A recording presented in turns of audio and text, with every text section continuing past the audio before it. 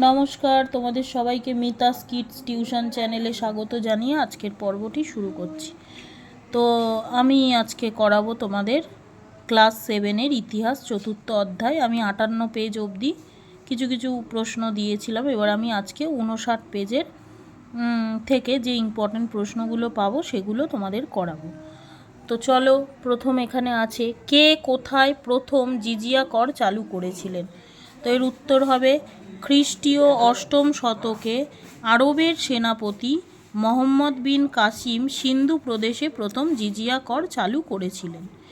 তারপরে নেক্সট প্রশ্ন হচ্ছে, তুরস্ক দণ্ড কাকে বলে? তুরস্ক দণ্ড কাকে বলে? তুরস্ক দণ্ড কাকে বলে? এই যে জিজিয়া করের মতো এক ধরনের কর কোনো হিন্দু রাজারাও চালু করেছিলেন।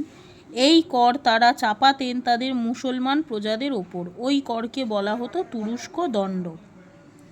তারপরে নেক্সট প্রশ্নে চলে আসছি। নেক্সট প্রশ্ন হলো, খরাজ কি? তাহলে আমরা এখানে দেখো খরাজ কি। এই যে খরাজ হচ্ছে কৃষি জমির ওপর আরোপ করা কৃষি জমির ওপর আরোপ করা কর হলো খরাজ। তাহলে খরাজ কি? কৃষি জমির ওপর আরোপ করা কর। তারপরের কোয়েশ্চেন আছে, দেখো খামোশ কি?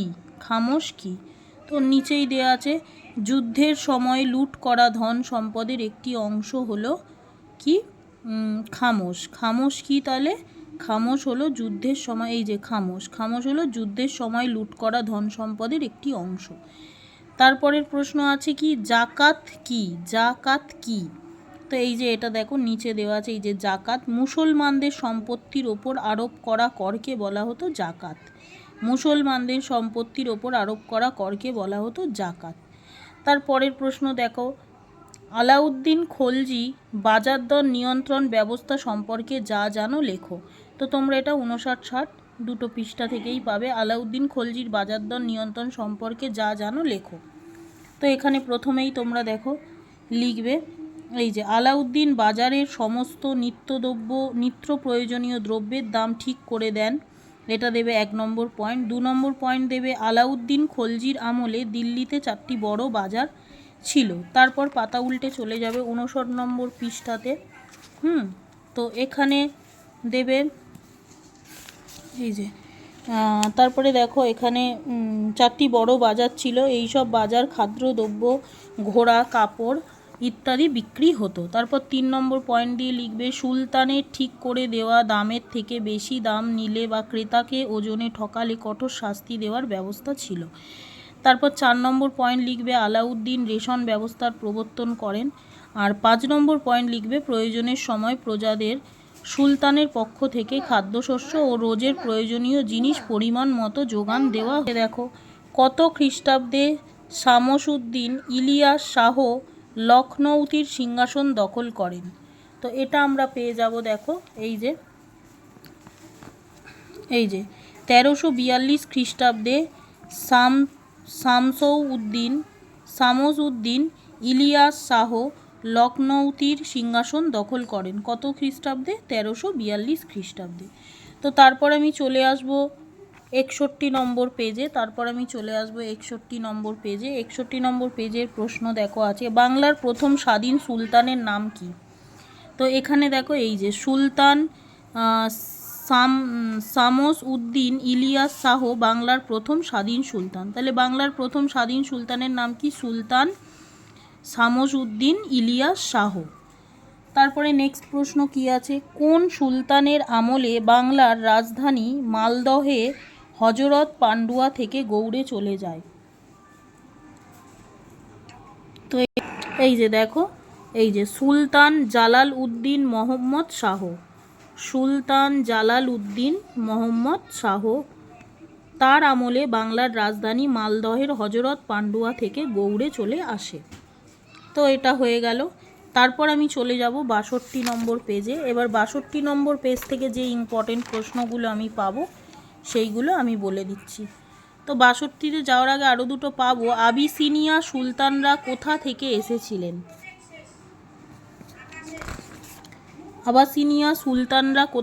এসেছিলেন? তো দেখো এই যে আফ্রিকার আবাসিনিয়া বা ইথিওপিয়া থেকে এসেছিলেন। আফ্রিকার আবাসিনিয়া বা ইথিওপিয়া থেকে এসেছিলেন। তাহলে আবাসিনিয়া সুলতানরা কোথা থেকে এসেছিলেন? আফ্রিকার আবিসিনিয়া বা ইথিওপিয়া থেকে এসেছিলেন। তারপরে নেক্সট প্রশ্ন হচ্ছে, কার আক্রমণে কবে বাংলায় স্বাধীন সুলতানি শাসন শেষ হয়? তো এই যে এখানে দেখো তার নিচের পয়েন্টটাতেই আছে, শের খানের আক্রমণে 1538 খ্রিস্টাব্দে বাংলায় স্বাধীন সুলতানি শাসন শেষ হয়। কার? শের খানের। তাহলে উত্তরটা কি হবে? শের খানের আক্রমণে। তারপরে আমি চলে যাব 62 নম্বর পাতায়। তো 62 নম্বর পাতা থেকে দেখো আমি কি ইম্পর্টেন্ট প্রশ্ন পাবো। ইলিয়াস শাহী এবং হোসেন শাহী আমলে বাংলার সংস্কৃতির পরিচয় দাও। ইলিয়াস শাহী এবং হোসেন শাহীর আমলে বাংলার সংস্কৃতির পরিচয় দাও। তো দেখো এই যে আমরা পেয়ে যাব, এই যে কি পরিচয় দেব, এই যে দেখো এখানে ইলিয়াস শাহী ও হোসেন শাহীর আমলে বাংলার সংস্কৃতির উন্নয়ন হয়েছিল, এটা 1 নম্বর পয়েন্ট দেব। 2 নম্বর পয়েন্ট দিয়ে লিখব, এই সময়ে বাংলা ভাষা ও সাহিত্য, স্থাপত্য প্রভৃতি ক্ষেত্রে উন্নয়ন হয়। 3 নম্বর পয়েন্ট দিয়ে লিখব, এই সময়ে সুলতানরা ছিলেন অন্য ধর্মমত বিষয়ে উদার। 4 নম্বর পয়েন্ট লিখব, সুলতানদের ধর্মীয় উদারতা বাংলা সব ধর্মের মানুষকে কাছাকাছি আসতে সাহায্য করেছিল। আর 5 নম্বর পয়েন্ট দেব, এই সময়েই বাংলা শ্রী চৈতন্যের নেতৃত্বে ভক্তিবাদের প্রচার শুরু হয়। তো হয়ে গেল। তারপর আমি 63 নম্বর প্রশ্ন কি দেখব, বাংলায় আলাউদ্দিন হোসেন শাহের শাসন সম্পর্কে সংক্ষেপে আলোচনা করো। আলাউদ্দিন হোসেন শাহের শাসন সম্পর্কে সংক্ষেপে আলোচনা করো, 63 নম্বরের প্রশ্ন। তো এটাও আমরা পাবো 62 পেজে। দেখো এই যে আলাউদ্দিন হোসেন শাহ ছিলেন মধ্যযুগের বাংলার অন্যতম শ্রেষ্ঠ শাসক। তার 26 বছরের শাসনকালে বিখ্যাত তার উদারনীতির জন্য। সালটাও দেখে নিও। তার রাজত্বে হিন্দুদের দেওয়া হতো গুরুত্বপূর্ণ প্রশাসনিক পদ। আলাউদ্দিনের উজির, প্রধান চিকিৎসক, তার প্রধান দেহরক্ষী ও টাকশালের অধ্যক্ষ সবাই ছিলেন হিন্দু। সুলতান হোসেন শাহ স্বভাবে ছিলেন ভদ্র, বিনয়ী এবং সব ধর্মের প্রতি সমান শ্রদ্ধাশীল। শোনা যায় যে হোসেন শাহ ছিলেন শ্রী চৈতন্যের ভক্ত। এতটা অবধি লিখবে, লিখে তারপর এখানে চলে আসবে। হোসেন শাহ তার শাসনকালে বাংলা ভাষায় লেখালেখি চর্চা উন্নত হয়। তো এখান থেকে এতটা পর্যন্ত 63 দাগের প্রশ্নটা দিয়ে দেবে। তারপরে 64 নম্বর প্রশ্নে আমরা কি করব, সঙ্গম বংশের প্রতিষ্ঠাতার নাম লেখো। সঙ্গম বংশের প্রতিষ্ঠাতার নাম। তো দেখো এখানে পেয়ে যাব আমরা, এই যে তার পরের পাতায় পেয়ে যাব, 63 পাতায় পেয়ে যাব এই যে সঙ্গম, এই যে সঙ্গম রাজবংশ, এর প্রতিষ্ঠাতার নাম প্রথম হরিহর ও বুক্ক। প্রথম হরিহর ও বুক্ক। তারপর আছে বিজয়নগর রাজ্য প্রতিষ্ঠাতা হয় কত খ্রিস্টাব্দে? বিজয়নগর রাজ্য প্রতিষ্ঠাতা হয় 1336 খ্রিস্টাব্দে। এই যে দেখো বইতে, তোমরা যদি বইতে দেখতে চাও, এই যে 1336 খ্রিস্টাব্দে বিজয়নগর রাজ্যের প্রতিষ্ঠা করেন। তারপরে নেক্সট প্রশ্নে আমরা চলে যাব। নেক্সট প্রশ্ন এই যে সঙ্গম বংশের শ্রেষ্ঠ রাজার নাম কি? সঙ্গম বংশের শ্রেষ্ঠ রাজার নাম কি? তো দেখো এই যে আমরা পেয়ে যাব এখানে, এই যে এই বংশের শ্রেষ্ঠ রাজা ছিলেন দ্বিতীয় দেবরায়। দ্বিতীয় দেবরায়। তো আমি এখানে লিখে দিয়েছি, তোমরা এই যে বইতেও আছে, এই যে দেখো এই বংশের শ্রেষ্ঠ রাজা ছিলেন দ্বিতীয় দেবরায়। তো তারপর হচ্ছে শালুব বংশের প্রতিষ্ঠাতাকে। শালুব বংশের প্রতিষ্ঠাতাকে, এটাও বইতে আছে, দেখো নরসিংহ শালুব বিজয়নগরের শালুব বংশের প্রতিষ্ঠাতা করেন। তাহলে শালুব বংশের প্রতিষ্ঠাতাকে নরসিংহ।